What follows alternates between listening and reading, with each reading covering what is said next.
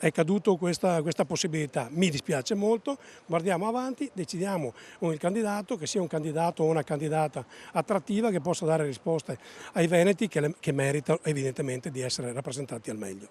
Lei si candiderebbe?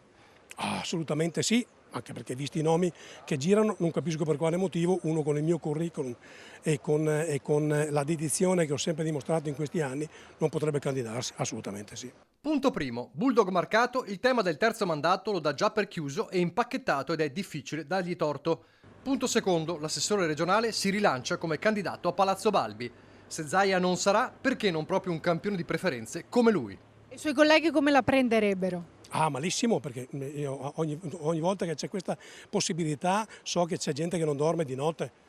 Io invece dormo tranquillamente, quando sono a posto con la mia coscienza sono assolutamente sereno, anzi serenissimo. Chi dormirebbe male non è difficile individuarlo. C'è un segretario veneto, Alberto Stefani, con il quale i rapporti da tempo non sono idilliaci e che è in rampa di lancio come candidato non dovesse essere Zaia.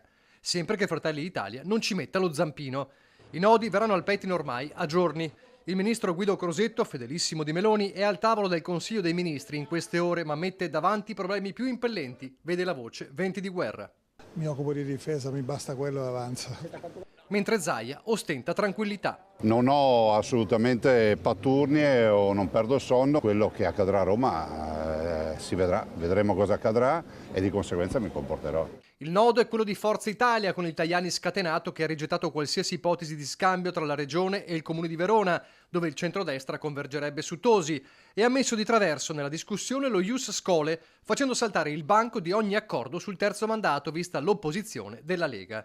Anche se Zaia in qualche modo apre. Loro hanno delle progettualità, che è quella di dare la cittadinanza ai ragazzi che vanno a scuola, che fanno la scuola dell'obbligo per 10 anni e quindi arriverebbero a 16 anni ad avere la cittadinanza, il che vuol dire che fino a 16 anni tu non c'avevi la cittadinanza. E dall'altro è anche vero che in questo paese con l'attuale legge a 18 anni hai la cittadinanza, quindi alla fine avremmo un vantaggio di 2 anni. Marcato sugli azzurri è invece lapidario come sempre. Io credo che siano un po' come un partito in cerca di autore. Forse devono capire anche da quale parte collocarsi, se a destra, se a sinistra, se al centro, non lo so.